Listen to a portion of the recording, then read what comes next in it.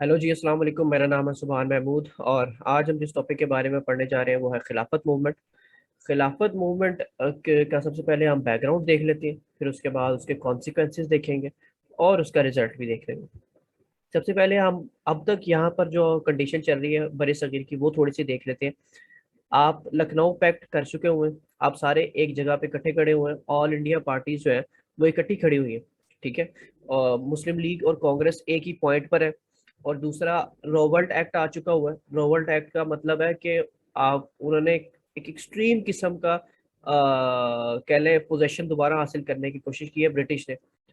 ऐसे रूल्स उन्होंने लागू कर दिए कि जो कि कह लें कि ह्यूमन राइट्स के बिल्कुल खिलाफ है। जैसे कि किसी को भी आप उठा सकते हैं।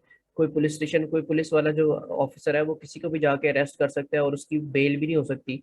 और कह लें कि कुछ ऐसे स्पेशल कोर्ट्स बना दिए कि जिनके फैसले के लिए भी कोई अपील नहीं हो सकती। सो ब्रिटिश ने कह लें कि इस वक्त जुल्म की इंतहा की हुई है। और आप इस वक्त इकट्ठे भी हैं, सारे मुसलमान हिंदुइज्म इकट्ठे हैं। और आपके कई सारे पॉलिटिकल लीडर्स जो हैं वो भी जेल में हैं और वर्ल्ड वॉर 1 जो है वो खत्म हो रही है। वर्ल्ड वॉर 1 के खत्म होने पे कह लें जो बड़े सगीर के मुसलमान थे उनका टर्की से, टर्की तो नहीं खैर, उसको कहेंगे उस वक्त सल्तनत उस्मानिया से एक बड़ा अहम कनेक्शन था। और ये था कि अगर पाकिस्तानी बल्कि बड़े सगीर में कोई भी ऐसी मूवमेंट स्टार्ट होती थी कि जिसमें असला चाहिए होता था या जिसमें फाइनेंस चाहिए होता था, तो ऑब्वियसली खलीफा की तरफ से, क्योंकि वो उसे अपना खलीफा मानते थे ना, सल्तनत उस्मानिया के खलीफा को अपना खलीफा मानते थे, तो वहां से लाजमी मदद आती थी। तो इस वजह से भी एक कनेक्शन था। और क्योंकि और किसी भी जगह पे खिलाफत मौजूद नहीं थी तो एक वो निज़ाम वहाँ पर खिलाफत का मौजूद था। तो उससे मुसलमानों का एक बड़ा कह लें दिल का कनेक्शन था। सो हुआ ये कि ये जो वर्ल्ड वॉर थी वो थी ब्रिटेन वर्सेस थी वो एक्सिस पावर्स। और एक्सिस पावर्स जो थी वो हार गई थी। ठीक है, जिसके अंदर जर्मनी थी और जिसके अंदर टर्की था। टर्की, अब टर्की कहेंगे बल्कि जो सल्तनत तो ऑटोनोमस एम्पायर था, ये सारे हार गए ब्रिटेन के खिलाफ। तो इसके हारने पे अब मुसलमानों को ये खदशा हुआ कि जैसे जर्मनी के साथ सलूक हुआ, जर्मनी में ट्रीटी ऑफ सर्विस में आप देखें, आपको पता है कि ये जो हिटलर निकला, ये हिटलर निकला क्यों? क्योंकि भाई आपने जर्मनी के ऊपर ऐसी ऐसी सैंक्शंस लगा दी थी कि अगर हिटलर ना होता तो कोई और लाजमी होता। ठीक है। आप वर्ल्ड वॉर 2 को जाके देखें और वर्ल्ड वॉर 1 का पर्सपेक्टिव देखें, जब आपको पता चलेगा कि वर्ल्ड वॉर एंड के ऊपर आपने जर्मनी को जलील किया। जलील तो किया ही किया, और आपने उसके ऊपर इतने ज्यादा कह लें सैंक्शंस लगाई, फाइन्स लगाई है कि वो बिल्कुल की इकोनॉमी बिल्कुल फारिग हो गई। ठीक है। वो किसी लायक नहीं रहे। तो इसी तरह अब उन्हें खदशा था कि यार टर्की के साथ ना ऐसा हो, टर्की के टुकड़े टुकड़े तो उन्होंने करने ही थे। ठीक है, टर्की से कई आजाद रास्ते बनी ऑटोमन एम्पायर से। सो अब ट्रीटी ऑफ सर्विस के अंदर उन्होंने देख लिया कि जर्मनी कैसे जलीलो ख्वार हुआ, क्योंकि वो हार गया, वो एक्सिस पावर के अंदर था। सो अली ब्रदर्स जो थे यहाँ के, मौलाना मोहम्मद अली, मौलाना शौकत अली और मौलाना अब्दुल कलाम, ये एमसीक्यू जाता है, इसको लाजमी याद कर लिएगा। सो इन्होंने एक नई मूवमेंट स्टार्ट की जिसका नाम उन्होंने दिया खिलाफत मूवमेंट, और ये उन्होंने ऑटोमन एम्पायर के हक में स्टार्ट की कि किसी तरह उस टूटते हुए ऑटोमन एम्पायर को बचा लिया जाए। सो उनके इनकी इस कमेटी या इन्होंने जो इसकी खिलाफत मूवमेंट स्टार्ट की उसके 3 मेन पॉइंट्स थे। सबसे पहले कि टर्किश का जो खलीफा था उसका वहीं पर बरकरार रखा जाए और ऑटोमन एम्पायर को तोड़ा ना जाए। दूसरा, हमारी जो जितनी भी हॉली प्लेसेस है उनकी प्रोटेक्शन की ब्रिटिश जो है वो कह लें जुबान देगा हमें। और यूनिटी ऑफ अंपायर, जो कि मैंने आपको बता दिया कि यूनिटी ऑफ अंपायर को ना तोड़ा जाए। ठीक है, अंपायर को डिफरेंट हिस्सों में ना बांटा जाए। अब तो कह रहे हैं टर्की छोटा सा रह गया है, लेकिन पहले ओटोमन अंपायर सबसे बड़ा अंपायर हुआ करता था, ब्रिटिश से भी बड़ा अंपायर। सो इसके लिए अब इसमें जद्दोजहद क्या क्या हुई। सबसे पहले अली ब्रदर्स की मेन जद्दोजहद थी इसके अंदर। तो एक उन्होंने सोचा कि जी एक डेपुटेशन या एक कमेटी बनाकर इंग्लैंड भेजी जानी चाहिए जो कि आपके मुद्दे को प्रेजेंट करे और आपकी बात उधर उधर तक पहुंचाए। खैर, एक पार्टी चली भी गई और एक ग्रुप पर कह लें 5 से 6 लोगों के ग्रुप जो है वो बाहर गया इंग्लैंड में और उन ब्रिटिशर से मिला, लेकिन इसका कोई फायदा नहीं हुआ। ठीक है। सो ये कह लें कि ये बेसूद काम। फिर उसके बाद जी अ, अब मेन कह लें यहाँ पर गांधी जी का भी काम शुरू होता है। गांधी जी ने क्या किया, इसमें बड़ा बढ़ चढ़ के हिस्सा लिया। ठीक है, क्योंकि आपको पता है वो पहले से ही पावर पॉलिटिक्स करते थे, और वो पहले से ही सिविल डिसोबीडियंस मूवमेंट के ऊपर, तो वो हमेशा किसी कभी ना कभी किसी हर पॉइंट पर की सिविल डिसोबीडियंस मूवमेंट चल रही होती थी।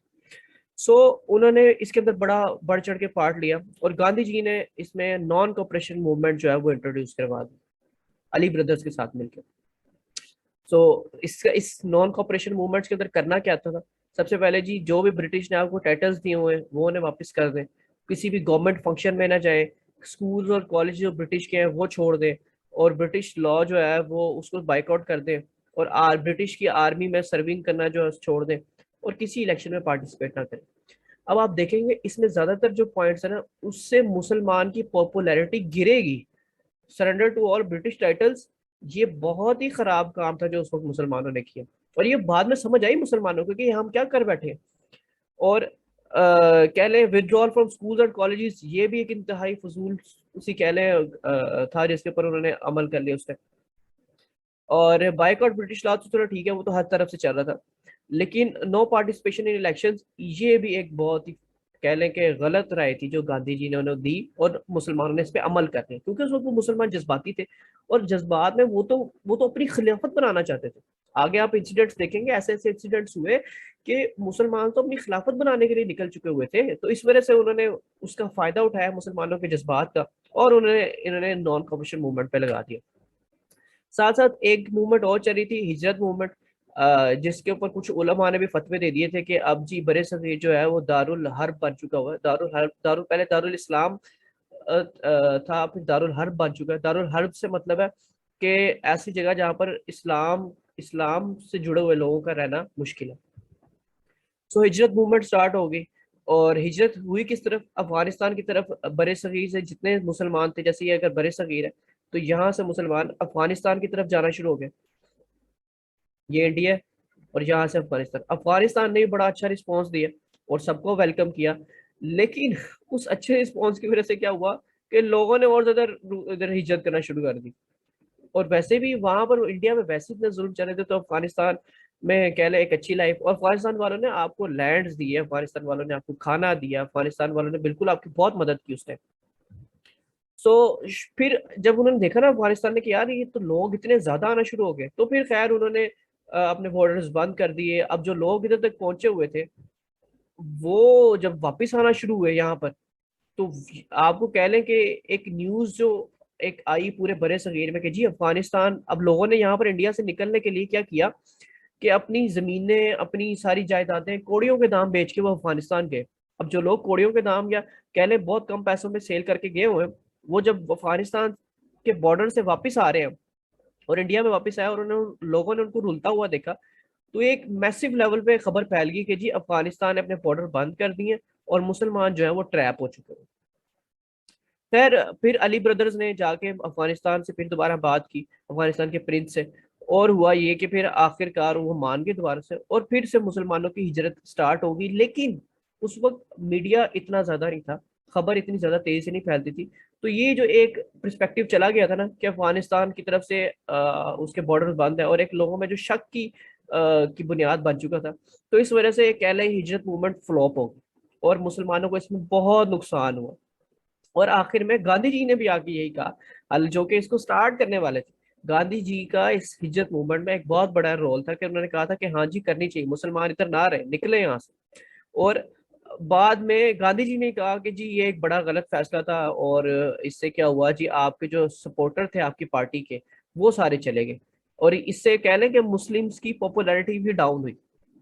अब देखें ना, क्योंकि इसमें आपने इकट्ठे फैसला लिया, all India Muslim party, all India parties ने इसमें फैसला लिया, ठीक है, जिसमें कांग्रेस भी है और मुस्लिम लीग भी है।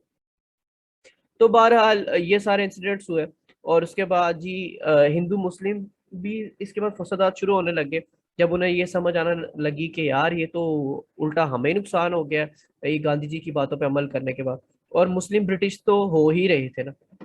और एक इसी दौरान ना एक ऐसा इंसिडेंट हो गया, अब गांधी जी ना इससे भागना चाह रहे थे, क्योंकि उन्होंने कहा कि मैं ये किधर फंस गया, ठीक है, उन्होंने आपको जितना नुकसान पहुंचाना था आपको पहुंचा दिया, और जैसे ही उन्होंने देखा कि खिलाफत मूवमेंट डाउन होना शुरू हो गई है और डिक्लाइन आना शुरू हो गया, उन्होंने फौरन कोई ना कोई अब वजह ढूंढने लग गए कि किसी तरह हम इससे निकले।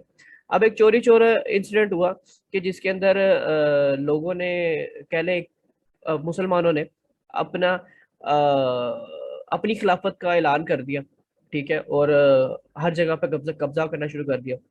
इसी दौरान इसी कश्मकश में उन्होंने एक पुलिस स्टेशन जो था उसके ऊपर उन्होंने आग लगा दी, और 15 से 20 लोग जो थे ना उसी आग जिंदा जल के उस पुलिस स्टेशन के अंदर।